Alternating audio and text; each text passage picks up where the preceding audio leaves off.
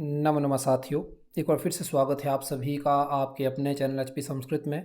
साथियों, आज दिनांक है 18 जून और आज की दिनांक में जो शास्त्रीय टैट के संदर्भ में परीक्षा हुई है उसी के प्रश्न पत्र को अभी लेकर मैं उपस्थित हुआ हूं। तो समय न गवाते हुए चलते हैं आज के भाग की तरफ। सबसे पहले पहला प्रश्न है, डैश कविनाम निकषम वदन्ति। तो गद्यम कविना निकषम वदन्ति के रूप में यहाँ पे सी ऑप्शन सही रहेगा। साथ ही सामने प्रश्न है, कतिविधः नायकः। नायक के कितने भेद होते हैं? तो नायक के 4 भेद होते हैं, धीरोदत्त, धीरोदात्त, धीर ललित और धीर प्रशांत। इस तरीके से इनके ये ऑप्शन सही रहेंगे। आगे चलते हैं। हंसदूतम इत्यस्य रचनाकारः वर्तते। हंसदूत रचना के जो काव्यकार हैं अर्थात रचनाकार है रूप गोस्वामी है। इस तरीके से ए ऑप्शन इसका सही रहेगा। साथियों, आप भी प्रश्नोत्तर को साथ में हल करिए और आप भी अंत में बताइए कि आपके कितने यहाँ पे उत्तर जो है सही रहे हैं। यहाँ पे सामने ही दूसरा प्रश्न है, देखिए छठा प्रश्न संख्या, नंदिनी गाय ने कौन से दिन राजा दिलीप की परीक्षा ली थी? तो 21वें दिन ली थी। तो इस तरीके से रघुवंश के अंतर्गत ये बात आती है, तो बी ऑप्शन इसका सही रहेगा। अगला क्वेश्चन है, संधे भेदो नास्ति। संधि 5 प्रकार की संधियां हैं, मुख, प्रतिमुख, गर्भ, विमर्श और उपसंहरति। तो यहाँ पे सम्मुख नहीं है, सी ऑप्शन सही रहेगा। मृगयूथ अस्मिन पदे कः समासः। मृगयूथ में कौन सा समास है? तो यहाँ पे उपमेय और उपमान 2 प्रकार के शब्द हैं, कर्मधारय समास इसका ए ऑप्शन सही रहेगा। आगे चलते हैं, प्रश्न संख्या 4 की तरफ पूछा गया है, रंगमंचस्य विघ्नानि आपकर्तुं किम क्रियते। तो रंगमंच के विघ्नों के लिए जो है नांदी भाग स्वरूप किया जाता है, जो कि मार्जन के लिए किया जाता है। तो इस तरीके से मार्जन के रूप में ए ऑप्शन इसका सही आंसर रहेगा। प्रश्न संख्या 8 सामने लिखा है, इसको देख लीजिए। कहा है, निर्गतासु नावाकस्य कालिदासस्य सुक्तिषु। ये जो पंक्ति है यहाँ पे कालिदास की प्रशंसा में किसने कही है? तो ये बाणभट्ट ने कही थी। सी ऑप्शन इसका सही रहेगा। अगले प्रश्न की तरफ चलिए। पूछा गया है, कर्णभार जो है इत्यस्मिन् नाटके कति अंकः वर्तते। तो ये जो कर्णभार है, कर्णभारम, ये जो रचना है भास की रचना है और भास के जो 13 नाटक हैं उनमें से अत्यधिक नाटक महाभारत से लिए और एकांकी स्वरूप हैं। इस तरीके से इसका सी ऑप्शन सही रहेगा। शतक्रतु इति विशेषणापेतः अस्ति। शतक्रतु किसकी उपाधि के रूप में है? तो ये इंद्र की है। बी ऑप्शन इसका सही रहेगा। साथियों, आप भी साथ साथ में प्रश्नों को हल करते चलिए और आप भी बताइए कि अंत में आपके यहाँ पे कितने प्रश्न सही होते हैं। प्रश्न संख्या 10 को देखिए। कहा है, अश्राव्यस्य खलु यद वस्तु तदिह डैश मतम। तो उसको कहते हैं स्वागतम। स्वागतम के रूप में बी ऑप्शन इसका सही रहेगा। प्रश्न संख्या 15 देखिए। पूछा गया है, घन पाठे प्रथम पदस्य कतिवारम आवृत्तिर्भवति। घन पाठ में प्रथम पद की कितनी बार आवृत्ति होती है? 3 बार होती है। ए ऑप्शन इसका सही रहेगा। अगले प्रश्न में पूछा गया है, पाणिनीय शिक्षा में यम वर्ण कितने हैं? 4 हैं, कु खु गु घु। इस तरीके से 4 आते हैं। तो ए ऑप्शन इसका सही रहेगा। अगले प्रश्न में पूछा गया है, इसका वर्णन जो आता है पाणिनीय शिक्षा में आता है, जहाँ पे सभी के सभी शिक्षा के अंतर्गत सारे के सारे वर्णन आदि आते हैं। षड वेदांग जो आपके शिक्षा के अंतर्गत जो आगे आने वाले विषय हैं, वर्ण, साम, संताप इत्यादि, वहाँ पे ये वर्णन आता है। अगले प्रश्न में पूछा गया, निम्न में से कौन सा ग्रह नपुंसक है? तो शनि ग्रह नपुंसक माना गया है। ए ऑप्शन इसका सही रहेगा। अगले प्रश्न में पूछा गया, संप्रसारणञ्च इति सूत्रेण भवति। तो इगयण संप्रसारणम, यह संप्रसारण के रूप में ही इसकी संज्ञा होती है। तो ए ऑप्शन इसका सही रहेगा। दक्षिणन कब से आरंभ होता है? तो कर्क से मकर पर्यंत होता है और मकर से कर्क जो है मकर से जो आपकी मिथुन राशि है तब तक उत्तरायण रहता है और दक्षिणायन आपका कर्क से शुरू होता है, धनु पर्यंत रहता है। अगला प्रश्न देखिए, प्रश्न संख्या 13। इसमें पूछा गया है, बाजसनी इति पदे। बाज शब्द का क्या अर्थ है? तो बाज यहाँ पे अन्न के लिए कहा जाता है। ए ऑप्शन इसका सही रहेगा। सुख का विचार, तो पाताल हिबुकुबेश्म सुख बंधु संज्ञाश्च। इस तरीके से चतुर्थ भाव जो है इसकी ही संज्ञाएं हैं, विशेष संज्ञाओं के रूप में इनको बताया जाता है। प्रश्न संख्या 19 देखिए। पूछा गया है, बृहत् संहितायाः रचनाकारः वर्तते। बृहत् संहिता के रचनाकार कौन है? तो ये वराहमिहिर हैं। प्रश्न संख्या 19 का ए ऑप्शन सही रहेगा। ध्रुव संज्ञक नक्षत्र कौन से हैं? तो इसमें उत्तरा फाल्गुनी, उत्तरा भाद्रपद और उत्तराषाढ़ा और साथ में इसके अंतर्गत रोहिणी नक्षत्र आता है। सी ऑप्शन इसका सही रहेगा। प्रश्न संख्या 24 सामने लिखा है, इसमें पूछा गया है रस के रहस्य की चर्चा किस उपनिषद में हुई है। वैसे तो रस के संदर्भ में तैत्तिरीय उपनिषद के अंतर्गत वर्णन आता है, लेकिन अगर यहाँ पे बात की जाए तो यहाँ पे छांदोग्य उपनिषद को माना जा सकता है। वैसे ये प्रश्न जो है क्वेश्चन मार्क के रूप में आप देख सकते हैं। आगे प्रश्न की तरफ चलते हैं। रुद्रट के संदर्भ में पूछा गया है कि रुद्रट किस संप्रदाय के अनुयायी हैं, तो ये अलंकार के रूप में आते हैं रुद्रट। तो इस तरीके से, और रुद्रट जो हैं एक जिस पर रस अलंकार, इस तरीके से ये भी एक स्वरूप में आते हैं। अगले प्रश्न की तरफ चलते हैं। अगले प्रश्न में पूछा गया कि शुक्राचार्य किसके पुत्र थे, तो भृगु के रूप में यहाँ पे इसका सी ऑप्शन सही रहेगा। क्वेश्चन संख्या 26 को देखिए, इसमें पूछा गया है अलंकार शेखर किसकी रचना है, तो यह केशव मिश्र की है, सी ऑप्शन इसका सही रहेगा। अगले प्रश्न में पूछा गया जो इस समय संवत्सर चला हुआ है विक्रमी संवत्सर 2080, इस वर्ष के जो राजा हैं कौन है, बुद्ध हैं, बी ऑप्शन सही रहेगा। अगला प्रश्न यहाँ पे क्वेश्चन संख्या सामने 27 लिखा है, इसमें पूछा गया है यंच मेघा वरम अधिगुणे नाध में लब्ध कामः, ये जो उक्ति आई है मेघदूत में, ये किसने कही है, तो साथियों ये जो यक्ष ने कही है। इस तरीके से इसका सी ऑप्शन सही रहेगा। अगले क्वेश्चन देखिए, पूछा है आचार्य कुंतक के अनुसार वक्रोक्ति कितने भेद हैं, 6 प्रकार के भेद यहाँ पे आते हैं, सी ऑप्शन इसका सही रहेगा। क्वेश्चन नंबर 23 का 28 देखिए सामने ही है। पूछा है मेघदूत का कथानक कहाँ से लिया है, तो ब्रह्म वैवर्त पुराण से यह लिया गया है। आगे चलते हैं। अगले क्वेश्चन में क्वेश्चन नंबर 29 देखिए, पूछा गया सत्ताम ही संदेह पदेशु वस्तुषु प्रमाणवंतः कर्ण प्रवृत्तयः। साथियों इस जो अब की बार की परीक्षा रही, इसमें साहित्य की सूक्तियाँ अधिक पूछी गई हैं, और सूक्तियाँ भी आसान ही थी सामान्य रूप से यदि आप देखेंगे तो। और ये सभी के सभी सूक्तियाँ अगर आप देखेंगे तो आरंभिक कमीशन के जो प्रश्न पत्र हैं उनमें भी हैं, और टैट में भी यह मोस्टली यहाँ से 70% सूक्तियाँ पहले ये आ चुकी हैं। यहाँ कहा है सत्ताम ही संदेह पदेशु वस्तुषु प्रमाणवंतः कर्ण प्रवृत्तयः, तो ये जो उक्ति है ये किसने कही है, इस प्रकार से प्रश्न बनता है। तो ये दुष्यंत की है, अभिज्ञान शकुंतलम के पहले ही अंक में इसका वर्णन यहाँ पे आया है। क्वेश्चन नंबर 33 सामने है, कहा उत्तिष्ठ जागृत प्राप्य वरान बोधयत, ये कहाँ का है, तो ये कठोपनिषद के अंतर्गत आता है, यम नचिकेता संवाद के अंतर्गत। खंडन खंड खाद्य, ये रचना जो है किसकी है, तो यहाँ पे ये प्रश्न पूछा है, तो इस रचना के जो प्रणेता रूप हैं वो श्रीहर्ष ही है। क्वेश्चन नंबर 34 देखिए, इसमें पूछा गया है ना जाने भोक्तारम किमिह समुपस्थास्यति विधि, इसमें छंद के विषय में पूछा गया है, इसमें कौन सा छंद है। तो साथियों इसका सबसे आसान तरीका यही है, क्या करना है, तो आपने इन वर्णों को काउंट करना है। जैसे अगर आप इन वर्णों को काउंट करेंगे तो आपको ज्ञात हो जाएगा इसमें कौन सा छंद है। जैसे 1 2, हाँ इनको काउंट करिए, 1 2 3 4 5 6, 1 सेकेंड, 1 2 3 4 5 6 7 8 9 10 11 12 13 14 15 16 17, और 17 वर्णों से युक्त जो छंद है वही इसका सीधा सीधा आंसर बनेगा।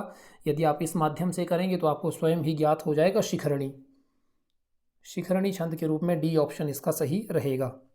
अगला प्रश्न देखिए, कहा गया है बलवद अभिशिक्षितानाम अप्यंत नात्म अन्य प्रत्ययम चेत, यह वाक्य कहाँ का है, तो 31 क्वेश्चन नंबर की बात करें तो वैसे तो इसके ऊपर भी ये क्वेश्चंस बन सकते हैं, और ये बेसिकली अगर इस क्वेश्चन की बात करें तो वैसे तो रघुवंश की इसका आंसर बनेगा, बी ऑप्शन इसका सही रहेगा।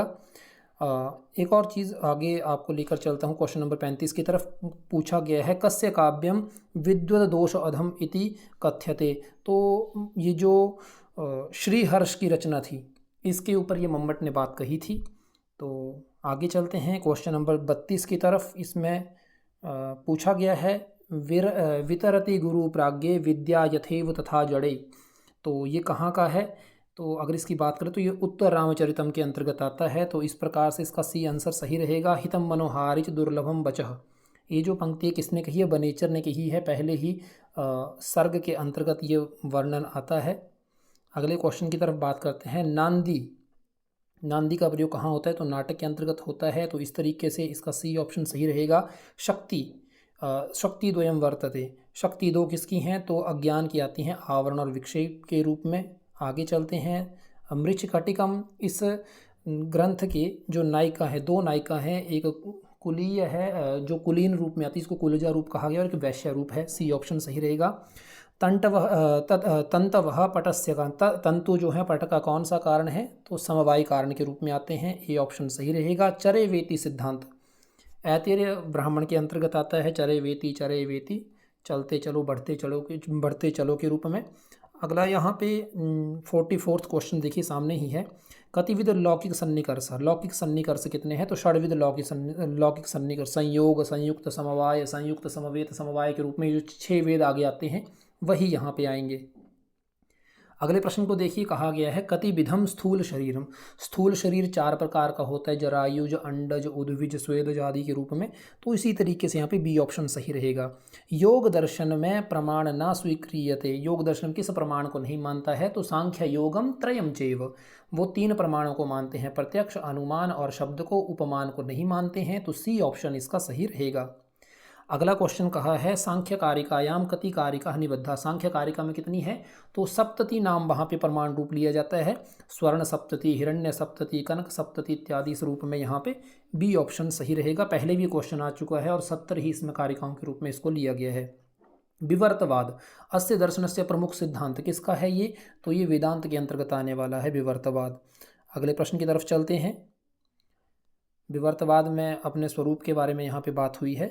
सांख्य दर्शन में कितने पदार्थ स्वीकार हुए हैं, तो सांख्य में 25 पदार्थ आते हैं, योग में 26 आते हैं। इस तरीके से संस्कार मात्र जन्य ज्ञानम, संस्कार मात्र से उत्पन्न ज्ञान स्मृति आता है, और उससे व्यतिरिक्त जो आता है वो अनुभव आता है, तद व्यतिरिक्तम अनुभवम, इस प्रकार से प्रमाण आता है। अगला प्रश्न है लिंग शरीरोत्पत्ति कितने अवयवों के योग से होती है, तो 18 से होती है। हेत्वाभास कितने हैं, तो 5 हैं। हेत्वाभास में 5 आते हैं, प्रतिज्ञा, हेतु, उदाहरण, उपनय, निगम, या असिद्ध विरुद्ध अनेकांतिक, सत प्रतिपक्ष, वो वाले यहाँ पे आएंगे। अगला क्वेश्चन है कार्य नियत पूर्ववृत्ति तत् कारणम, सी ऑप्शन सही रहेगा। प्रकृति साक्षात, यहाँ पे रुकिए 1 मिनट, प्रकृति साक्षात संजाते, प्रकृति से साक्षात रूप से किसकी उत्पत्ति होती है, तो सबसे पहले महद की होती है, क्योंकि वहाँ पे कहा है ना मूल प्रकृति विकृतिर महदाद्या प्रकृतिर विकृतिर सप्त षोडकस्तु विकारो न प्रकृति विकृतिर पुरुषः। इस तरीके से सबसे पहले प्रकृति से महद की ही उत्पत्ति होती है। अगला प्रश्न पूछा गया है सांख्यस्य प्रकृतिरस्ति, सांख्य की प्रकृति क्या है। सांख्य दर्शन में अगर प्रकृति के बारे में पूछा है प्रकृति क्या है, तो प्रकृति सबसे पहले तो प्रधान भी है और त्रिगुणात्मक स्वरूप में भी इसको लिया गया। तो सबसे पहले आप इसको प्रधान रूप इसको लिए, सेकंड इसको त्रिगुणात्मक लिए, पहले प्रधान रूप में आएगी प्रकृति। ए ऑप्शन इसके लिए पहले कंसीडर होगा, या फिर बाद में डी ऑप्शन को भी ले सकते हैं, लेकिन पहले ए ऑप्शन होगा। चक्षुर्ग्राह्यो गुणमस्ति, चक्षु से हम किस चीज़ को ग्रहण करते हैं, तो किसी रूप को ग्रहण करते हैं। तो इस तरीके से इसका बी ऑप्शन सही रहेगा। अगले प्रश्न को देखिए, पूछा गया है इनमें से कौन सी कर्म इंद्रिय हैं, तो बाक, पाणी, पाद, पायु, उपस्थ, ये आपकी कर्म इंद्रियां हैं। तो इस प्रकार से बी ऑप्शन सही रहेगा। साथियों देखने में पेपर आपको थोड़ा टफ लग सकता है, लेकिन यदि आप इनके विकल्प ऑप्शंस को सभी को देखेंगे तो आपको आसान स्वरूप में इसके जो उत्तर हैं वो मिल सकते हैं। बस परीक्षा के विषय में अगर मैं आपको एक अच्छी सी बात बताऊं, तो यदि आप सकारात्मक होकर परीक्षा देंगे तो आप निश्चित ही परीक्षा को हल कर सकते हैं बड़े आराम से। दर्शन में कौन सा प्रत्यय है, दृश्य धातु और ल्युट प्रत्यय बनता है साथियों। तो इस तरीके से इसमें ए ऑप्शन सही रहेगा। अगला क्वेश्चन है वस्तु अवस्तु आरोप इति अध्यारोप, वस्तु के ऊपर अवस्तु का आरोप होना ही अध्यारोप कहलाता है। ये कहाँ पर है, तो वहाँ पे वो असर्प भूतायाम रज्जौ सर्पवद अन्यरोप इति अध्यारोप, वो यहाँ पे पंक्ति आती है कि रस्सी में सांप की प्रतीति होना इत्यादि। कटे आस्ते, ये औपश्लेषिक के रूप में आता है, जहाँ पे ये सप्तमी अधिकरण के रूप में ये प्रमाण रूप में ये आएगा। तो इसका डी ऑप्शन सही रहेगा। देखिए आगे हेत्वाभास से ही प्रश्न आ गया एग्जाम्पल के रूप में, शब्दों नित्यम कृतकत्वाद, वैसे ये हर बार यहाँ पे असिद्ध से पूछे जाते थे, गगनारविंद सुरभि सरोजारविंदवत इत्यादि उस प्रमाण वहाँ से आते थे। अब की बार उन्हें विरुद्ध का इन्होंने उदाहरण ले लिया, शब्दों नित्यम कृतकत्वाद इत्यादि। यहाँ प्रश्न है प्रियम्बद में कौन सा प्रत्यय है, तो खच प्रत्यय है साथियों। इस प्रकार से बी ऑप्शन इसका सही रहेगा। अगला क्वेश्चन है तस्य च वर्तमाने, ये सूत्र है किस चीज़ के लिए, तो षष्ठी विभक्ति के लिए प्रयोग होता है ये वर्तमान स्वरूप में। तो ए ऑप्शन इसका सही रहेगा। गृह निर्गतः अत्र कह समास, यहाँ पे प्रश्न पूछा है गृह निर्गत में कौन सा समास है, तो यहाँ पे तत्पुरुष समास आएगा। निर्गत स्वरूप यहाँ पे प्रधान रूप में लिया जाएगा। पराजैर सोढ़, परा उपसर्ग जी धातु होने पर पंचमी विभक्ति का प्रयोग होता है। अगला क्वेश्चन है किम भी मधुराणाम मंडनम नाकृति ही, यहाँ कौन सा छंद है। फिर से मैं आपको एक ही एडवाइस दूंगा, कभी भी छंदों के रूप में प्रश्न पूछा जाए इनके यहाँ पे संख्या देख लीजिए, संख्या से ही आपको ज्ञात हो जाएगा। वैसे यहाँ पे बात करें तो यहाँ पे मालिनी छंद है, बी ऑप्शन इसका सही रहेगा। अगले क्वेश्चन की तरफ चलिए। पूछा है सहसा विदधीत न क्रियाम, यहाँ पे फिर से एक सूत्र स्वरूप में पूछा गया है। वैसे इस क्वेश्चन को आप सभी चैलेंज कर सकते हैं, इसमें अनुष्टुप छंद का प्रयोग हुआ है, वो यहाँ पे है नहीं। इस तरीके से ये इस क्वेश्चन को आप सबको अंक जो है आराम से मिलेंगे रिट के रूप में। सामने क्वेश्चन है कविराज के रूप में किसे कहा गया, तो विश्वनाथ को कविराज की उपाधि जो है दी गई है। अगला क्वेश्चन देखिए हितोपदेश में कितने परिच्छेद हैं, 4 परिच्छेद हैं। रत्नावली के विदूषक कौन है, क्वेश्चन नंबर 70 के अंतर्गत पूछा गया है, तो इसका बसंतक ऑप्शन सही रहेगा, सी ऑप्शन। रति विलाप के बारे में पूछा गया है, तो ये कुमार संभवम के अंतर्गत आता है। अगला क्वेश्चन है बहुदोषा ही सरवरी, ये कहाँ की पंक्ति है, तो मृच्छकटिकम के रूप में इसका बी ऑप्शन सही रहेगा। अगले क्वेश्चन की तरफ चलिए। पूछा गया शिशुपाल वध के प्रतिनायक कौन है, नायक वहाँ श्री कृष्ण है और प्रतिनायक शिशुपाल हैं, ए ऑप्शन सही रहेगा। यत्र कारण बिना कार्य उत्पत्ति भवती, जहाँ बिना कारण के ही कार्य उत्पन्न हो जाए तो वहाँ पे विभावना होती है, बिना हेतु विभावना। आप सबको इस तरीके से इसका आंसर प्राप्त हो जाएगा। काव्यम ग्राह्य अलंकाराद, ये किसका वाक्य है, तो इसके क्वेश्चन नंबर 73 की बात करूँ तो ये वामन के द्वारा दिए गए लक्षण है काव्य का। मरणामेव अपवर्ग, ये लोकायत दर्शन, ये जो आप इसको 4 वाक दर्शन के नाम से जानते हैं, वहाँ पे इसका वर्णन हुआ है। धर्म सूत्र के लेखक कौन है, तो धर्म सूत्र में 2 ही आते हैं, एक गौतम का नाम आता है और एक वशिष्ठ का नाम आता है, तो यहाँ पे ए ऑप्शन सही रहेगा। सर्वदर्शन संग्रह किसकी रचना है, तो माधवाचार्य की है। इस तरीके से सी ऑप्शन इसका सही रहेगा। अगले प्रश्न की तरफ देखिए। इसमें पूछा गया है न्याय दर्शन में कितने तत्व हैं, तो न्याय दर्शन में 16 तत्व हैं, सी ऑप्शन सही रहेगा। अगले प्रश्न में पूछा गया कस्मिन गणे अल्प धातवः सन्ति, किस गण में सबसे कम धातुएं हैं, तो वो है तनादि गण के अंतर्गत, सी ऑप्शन इसका सही रहेगा। 10 धातुएं आती हैं केवल। सॉरी। अगला क्वेश्चन देखिए। योग दर्शनानुकार कतिविध पाद, योग दर्शन में कितने पाद हैं, 4 पाद हैं, समाधि, साधना, विभूति और कैवल्य। इस प्रकार से बी ऑप्शन सही रहेगा। चलिए अगले प्रश्न पूछा गया प्रत्यंतस्य कः संज्ञा भवति, तो प्रश्न संख्या 80 के अंतर्गत बात करें तो इसकी गति संज्ञा होती है, बी ऑप्शन इसका सही रहेगा। अगले प्रश्न की तरफ चलिए। मुनि शब्द की कौन सी संज्ञा होती है, तो यू स्त्राख्यो नदी, ई और उ जिनके अंत में आए, तो यहाँ पे ई वर्ण है मुनि में, तो इस तरीके से इसकी ए ऑप्शन सही रहेगा। गौरी शब्द की अगर बात करें, अब की बार 4 से 5 क्वेश्चन जो है शब्द रूप और धातु रूप से ही 6 प्रश्न होंगे कम से कम। देखते हैं गौरी शब्द का द्वितीय बहुवचन में क्या शब्द बनता है, तो गौरी ही बनता है, तो सी ऑप्शन इसका सही रहेगा। अगले प्रश्न पूछा गया है वृद्धि संज्ञा विधायक सूत्र, तो वृद्धि रादेच जो है वृद्धि संज्ञा है और वृद्धि रेचि जो है संधि स्वरूप करता है। विद्वस शब्द की षष्ठी विभक्ति बहुवचन का जो रूप है इनमें से कौन बनता है, विदुषाम शब्द बनता है, इस तरीके से इसका बी ऑप्शन सही रहेगा। खलवेशः इत्यत्र का संधि, खलु प्लस खलु के रूप में ई उ री और लरी, ये जो वर्ण हैं इनके आदेश होते हैं यण संधि में य व, तो यहाँ पे वो शब्द आ गया है ऊ के स्थान पे, तो यहाँ पे यण संधि आएगी साथियों। अगले प्रश्न की तरफ चलिए। विधि शब्द किस लिंग में प्रयोग होता है, तो साथियों ये स्त्रीलिंग और नपुंसक लिंग दोनों में होता है, तो यहाँ पे डी ऑप्शन सही रहेगा। क्वेश्चन नंबर 84 देखिए, इसके अंतर्गत पूछा गया है रवि शब्द की सप्तमी स्वरूप क्या बनता है, तो वहाँ पे रवौ शब्द रूप जो है रवो होता है, वैसे तो रवो, और यहाँ पे इस तरीके से रवौ है, तो इसका बी ऑप्शन सही रहेगा। अगले क्वेश्चन है भ्रातृ शब्द संबोधन, हे भ्राता के रूप में कहा जाता है, ठीक है जी। अगला देखिए शिंग धातु लट लकार, शिंग धातु का लट लकार में क्या रूप बनता है, तो शयाते रूप बनता है, शयते लिखा है यहाँ पे, बी ऑप्शन के रूप में दिया जा सकता है नंबर। दा धातु निजंत रूप, दा पयति, या पयति इत्यादि, इस तरीके से इसका आंसर सही रहेगा।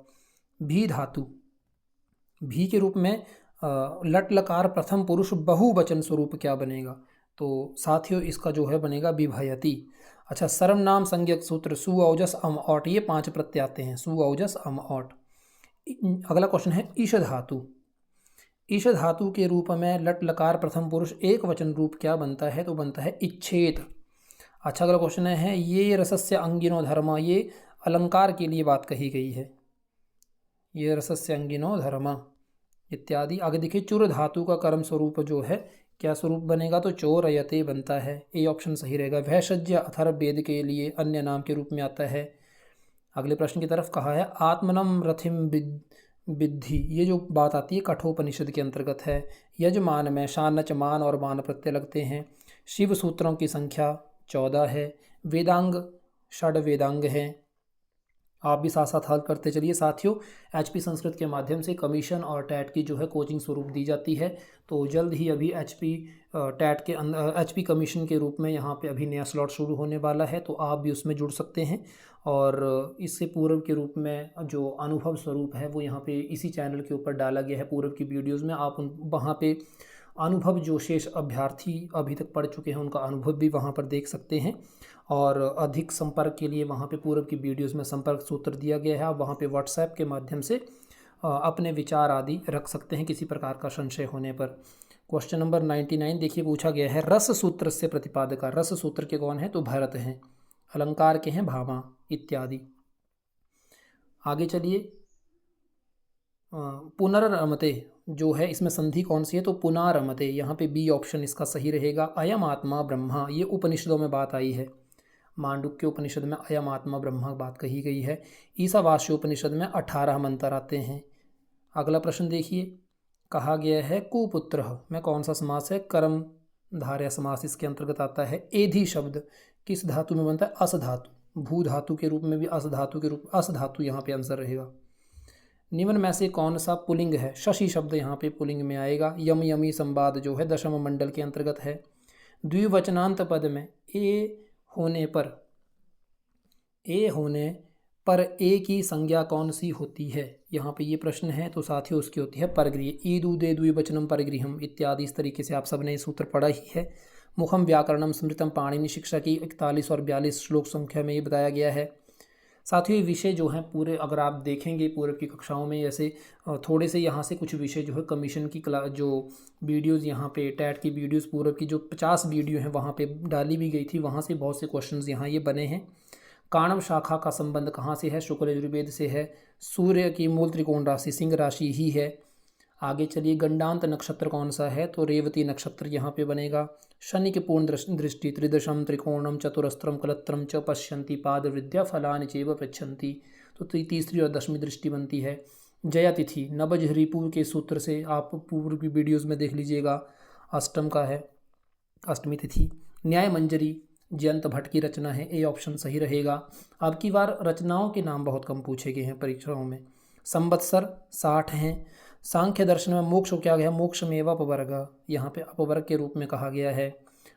राशि का नवांश 3 डिग्री 20 कला के रूप में होता है। इस तरीके से बी ऑप्शन सही रहेगा। मीमांसा सूत्र पर प्रथम भाष्यकार शवर स्वामी हैं, इस तरीके से बी ऑप्शन यहाँ सही रहेगा। अब चलते हैं जी के भाग से क्वेश्चंस।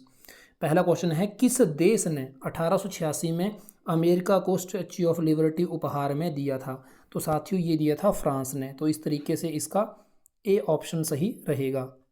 अगला क्वेश्चन देखिए, पूछा गया है विश्व में ताजे पानी की सबसे बड़ी झील कौन सी है? तो यहाँ पे आएगा सुपीरियर झील, सुपीरियर लेक के रूप में, जो बी ऑप्शन इसका सही रहेगा। अगले प्रश्न की तरफ चलिए, पूछा गया है विश्व जनसंख्या दिवस कब मनाया जाता है? तो साथियों 11 जुलाई को मनाया जाता है। अगले प्रश्न की तरफ देखिए, पूछा गया है विश्व बैंक का जो वर्ल्ड बैंक है उसका हेडक्वार्टर कहाँ पर है? तो साथियों इसका जो है वॉशिंगटन डीसी, इसका डी ऑप्शन सही रहेगा। अगले प्रश्न की तरफ चलिए, पूछा गया रामचरितमानस किसकी रचना है? तुलसीदास की है, ए ऑप्शन इसका सही रहेगा। महात्मा बुद्ध को ज्ञान की प्राप्ति किस स्थान पे हुई थी? तो ज्ञान जो किस स्थान पर हुई थी ये प्रश्न पूछा गया है, तो बौद्ध गया में हुई थी। पहला इन्होंने उपदेश सारनाथ में दिया था। स्वतंत्र भारत के अंतिम गवर्नर जनरल कौन थे? तो ये जो इसका गवर्नर जनरल की बात करें, स्वतंत्र भारत के अंतिम गवर्नर जनरल के रूप में लॉर्ड माउंटबेटन के रूप में आप इसका आंसर सही देख सकते हैं। कर्क रेखा भारत के कितने राज्यों से होकर के गुजरती है? बेसिक क्वेश्चन है साथियों। 8 स्टेट से होकर ये गुजरती है। नोबेल पुरस्कार प्राप्त करने वाले प्रथम भारतीय कौन थे? तो साथियों वो थे रविंद्रनाथ टैगोर। डी ऑप्शन सही रहेगा यहाँ पे। विश्व जल दिवस कब मनाया जाता है? तो साथियों ये 22 मार्च को मनाया जाता है, अभी पीछे मनाया गया। साइलेंट वैली नेशनल पार्क कहाँ पे है? तो साथियों ये केरल के अंतर्गत आता है। ए ऑप्शन इसका सही रहेगा। किस फिल्म ने 95वें अकादमी पुरस्कार में बेस्ट डॉक्यूमेंट्री शॉर्ट फिल्म श्रेणी में ऑस्कर जीता है? तो साथियों ये जीता है द एलिफेंट विस्पर्स, जो बी ऑप्शन इसका सही रहेगा। अगला क्वेश्चन देखिए, नीति आयोग के अध्यक्ष कौन होते हैं? यहाँ ये प्रश्न पूछा गया। तो साथियों प्रधानमंत्री नीति आयोग के अध्यक्ष होते हैं। ए ऑप्शन सही रहेगा। भाई दो ना पाई दो किस आंदोलन से ये जुड़ा हुआ है? तो साथियों ये सविनय अवज्ञा आंदोलन से जुड़ा हुआ है। डी ऑप्शन इसका सही रहेगा।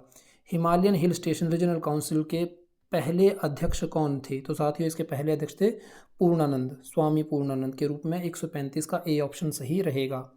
अगला प्रश्न क्वेश्चन नंबर 136 पूछा गया है, 30 मई 2023 को हिमाचल प्रदेश उच्च न्यायालय के मुख्य न्यायाधीश की शपथ किसने ली है?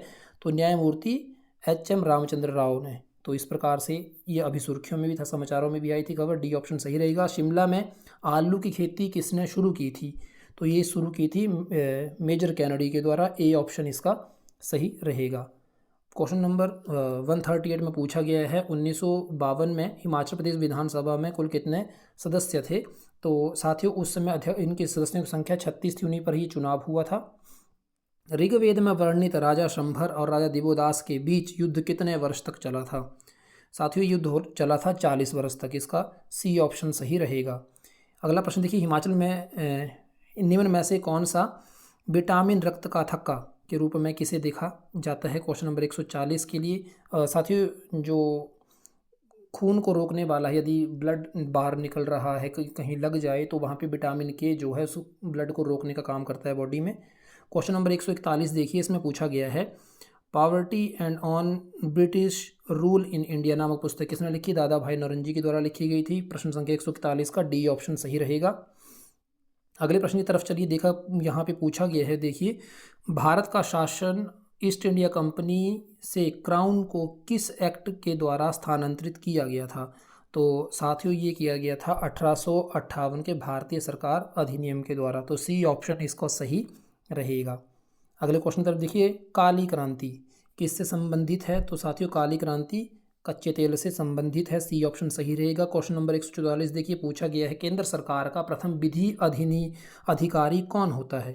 तो ये होता है महान्यायवादी, जिसको आप अटॉर्नी जनरल के नाम से भी जानते हैं। सी ऑप्शन इसका सही रहेगा। क्वेश्चन नंबर 145 देखिए, पूछा गया स्विट्जरलैंड के राष्ट्रपति का चुनाव कितने वर्ष के लिए होता है? तो 1 वर्ष के लिए होता है साथियों। ए ऑप्शन इसका सही रहेगा। प्रश्न संख्या 146 देखिए, पूछा हिमाचल प्रदेश के मुख्यमंत्री सुखविंदर सिंह सुक्खू किस विधानसभा क्षेत्र से निर्वाचित हैं? तो साथियों ये हमीरपुर के नदौन क्षेत्र से आते हैं। तो इसका बी ऑप्शन सही रहेगा। अगर प्रश्न पूछा गया 147, एशिया का नोबेल पुरस्कार किसे कहा जाता है? तो साथियों एशिया को जो नोबेल पुरस्कार है वो है रेमन मैग्सेस पुरस्कार। तो इसको ए ऑप्शन इसका सही रहेगा। अगले प्रश्न 148 में देखिए, पूछा गया है, निजी क्षेत्र में भारत का प्रथम बंदरगाह किस प्रदेश में स्थित है? तो ये जो गुजरात के अंतर्गत आता है। सी ऑप्शन इसका सही रहेगा। प्रश्न संख्या 149 में पूछा गया है, भारत के किस राज्य में सर्वाधिक वन आते हैं? तो मध्य प्रदेश। यहाँ पे बी ऑप्शन सही रहेगा। बेसिक क्वेश्चन है साथियों जीके के। अगला क्वेश्चन है, ट्विटर कंपनी के वर्तमान सीईओ कौन है? तो वो है लिंडा याकारिनो। तो यहाँ पे ए ऑप्शन सही रहेगा। इस तरीके से आज की टैट की परीक्षा में यही प्रश्न पूछे गए थे। उम्मीद है आप सबने इन प्रश्नों को साथ साथ में हल किया होगा। तो साथियों आप कमेंट करके बताएं आपके यहाँ पे कितने आंसर्स बन रहे हैं। परीक्षा का स्तर जो था साथियों सामान्य ही था। यदि आप इन प्रश्नों के विकल्प को साथ देख करके चलते तो आपको ये प्रश्न सारे आसान ही रहने थे। यदि आप कमीशन की कक्षाओं में जुड़ना चाहते हैं तो पूर्व की वीडियोज़ में वहाँ पर संपर्क सूत्र दिया गया है साथियों, आप वहाँ से नंबर लेकर के व्हाट्सएप के माध्यम से संपर्क करके जुड़ सकते हैं। जल्द ही नया स्लॉट जो है कमीशन के रूप में शुरू हो रहा है। अभी के लिए इतना ही। सभी को नमस्कार, प्रणाम साथियों, नमो नमः।